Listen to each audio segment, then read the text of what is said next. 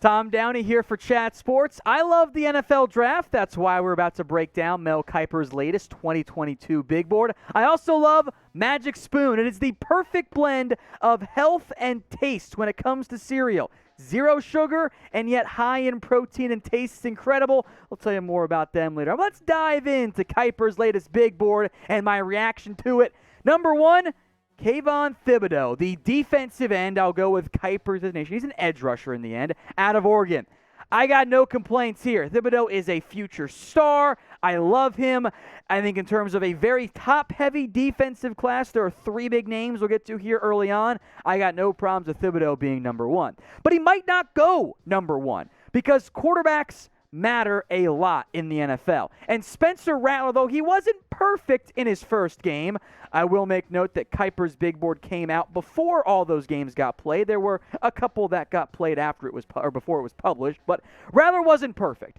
But he does bring you great arm strength. He's able to work out of structure, etc. The upside is there. He's just not a finished product yet. He is not a Trevor Lawrence, and heck, I'd say he's not even a Justin Fields at this point.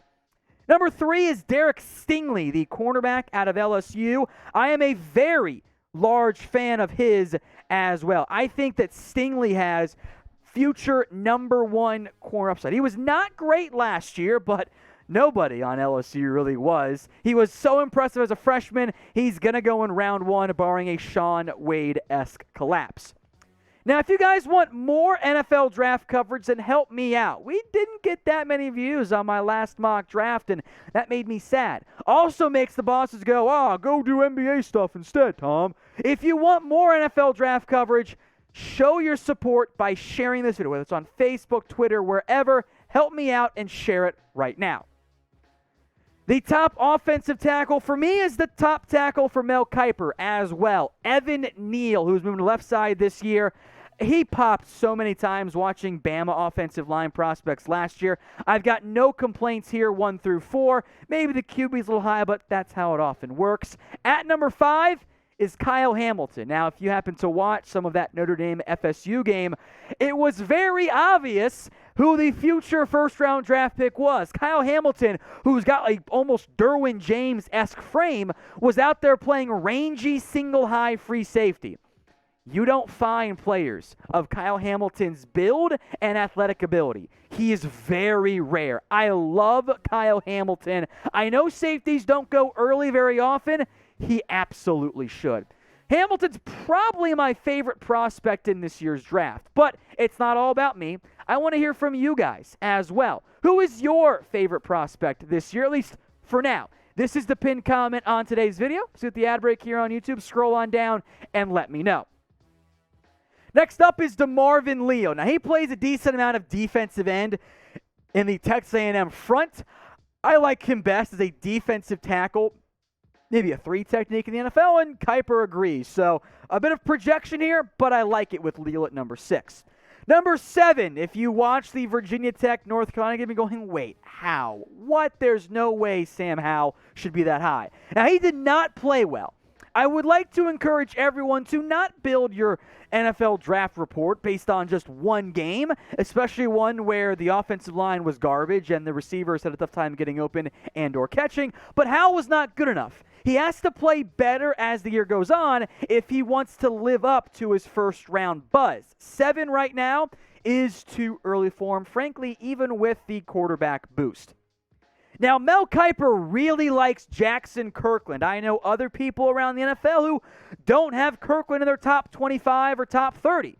Kiper's got him at number 8. He is a big fan of the big boy from the Washington Huskies. Not his Kirkland's fault that the quarterback is not good for Washington. Kirkland's got immense physical ability. He hasn't put all together is some projection, I think, for him. Then there's another lineman and another A&M player right here at number 9, Kenyon Green. Again, there's projection involved with pretty much all of these players. I actually like Green a little bit more for now than I like Jaxson Kirkland. But we've got an entire season left of football, so maybe Kiper will end up being right in the end. Now, if you guys want to be right in terms of what you're eating in the morning, try Magic Spoon. You can get $5 off your first order at magicspoon.com/chat. This cereal is incredibly high in protein, 13 or maybe 14 if you're eating the peanut butter version, grams of protein in every bowl. It's also very low in carbs, only 4 grams of net carbs in each bowl. And despite having 0 sugar, it tastes just like the sugary stuff that we all grew up with. It's the perfect blend, and they've got tons of different flavors that is sure to satisfy your sweet tooth while not making your tooth have holes in it, or your teeth have holes in it. There we go. $5 off your first order at magicspoon.com/chat. Number 10, one of the 2 premier Ohio State wide receivers. First up is Garrett Wilson. Bigger body. I think there's more upside, lower floor for Wilson than his teammate Chris Olave. A little bit early for any of the receivers for me overall. I think Kiper's a little bit too high. But I think that even though there's no, CeeDee Lamb, there's no, Jalen Waddle this year, maybe no Devonta Smith, I think there is still very strong talent overall at the wide receiver spot this year.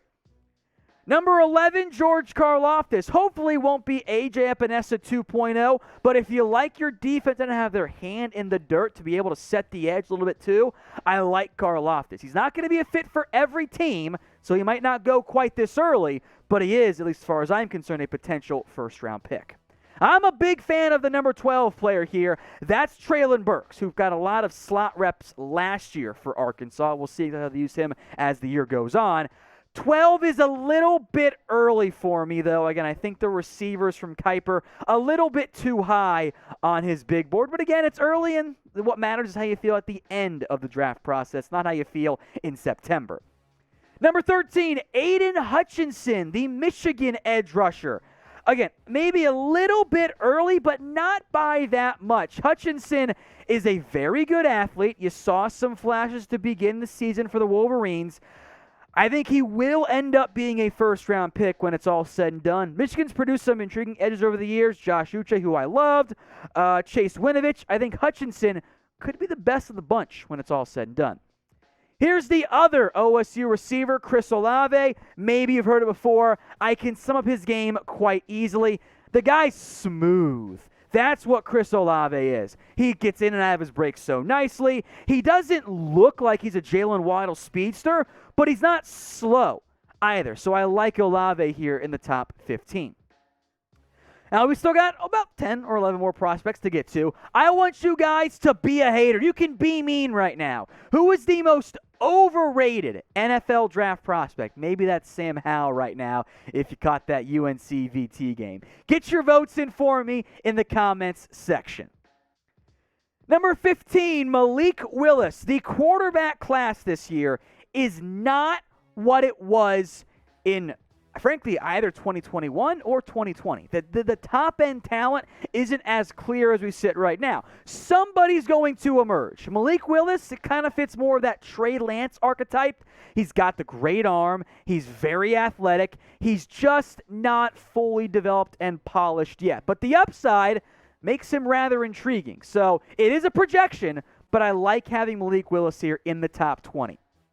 Now, I broke down my latest 2022 NFL mock draft like a week ago, and not that many of you guys watched, and that made me sad. We're going to pump out more mock drafts throughout the college football and NFL season, so if you want in, or you want to go watch my most recent one, hit that big red button and subscribe today. Number 16, Adam Anderson, part of a very deep group of Georgia edges and really front 7 players overall. Again, there is a bit of projection here. Anderson has shown a lot of flashes as a 3-4 outside linebacker. 16 is a bit high now, but it might not be high when it matters come draft time. Number 17, Kaiir Elam, the cornerback from Florida. I won't complain about this one. I like Elam quite a bit. I think the upside and the ability to potentially be maybe even a top 15, top 10 pick is worth including here by Kiper. Number 18, Christian Harris, and honestly, it depends on how teams value his coverage ability. I want to see more coverage stuff from Harris. If he shows that he can cover better than what he has in the past, you might be able to get rid of that one in terms of where he ranks. I think that this is another, though, Alabama future first-round pick on the defense side of the ball. A good inclusion here by Christian Harris. Now, Andrew Booth, the Clemson corner, is a name that I left off of my initial list when the season first ended. That was a miss on my part. Frankly, you can talk me into Booth being even higher than this. I'm glad Kiper put him on here. He's right to do so, but I think Booth could even be higher than 19. You could even flip him and Elam and move Booth into the top 15 and borderline top 10 as far as I'm concerned. I love the number 20 name right here. That is Drake London, the USC wide receiver. Big body, big frame, contested catch, acrobatic guy. I have loved what I've seen, in a limited sample size, admittedly, out of Drake London. I was a bit surprised Kiper put him on here, but I like that he did it. I agree with Mel on this one. Drake London is a first-round name to watch early on in the college football season. Excuse me as I cough here. Spoiler alert, there are only three quarterbacks in Mel Kiper's top 25. That's it. We've gone through the three. No Keaton Slovis, no JT Daniels, no Carson Strong, no Matt Corral. A bit surprised by those two names being left off. So I want you guys to predict right now. Over or under 3.5 quarterbacks taken in the first round of the 2022 NFL Draft. Type O for over or type in U for under. Number 21, a name that I was surprised by, which is a nice way of me saying I'm not sure I agree with it. Roger McCreary, the cornerback out of Auburn. I would have gone with a different corner who we'll get to at 21 instead of, say, maybe 24. But Kiper's going with his gut, and I always respect that. Number 22, Drake Jaxson. Now, I got to see him put it together for an entire season. But kind of like, Andrew Booth, I think Jaxson should be higher. I'm glad he's on here. There's a lot of upside. I would not be surprised when it's all said and done if Drake Jaxson ends up being the number 2 edge in this year's draft class. Zach Harrison checks in here at number 3. Again, I don't have much to complain about right now. Harrison is not a finished product yet, but like nobody in this range is at this stage. But the flashes have been there. If he has a breakout year, he's not Chase Young, he's not one of the Bosas, but he could be a top half of round 1 draft pick. Happy to see Trent McDuffie in here, the latest in a pretty long line of very talented Washington corners. Was pleased with his inclusion there by Mel Kiper. And finally, number 25, Justin Ross, who, look, this is going to come down to the medical. I know he didn't perform great against Georgia, 4 catches, 26 yards. The Clemson offense looked really bad in that game, by the way. They don't have the same level of talent that they once did. I like Ross, big size, listed at 6'4", 205.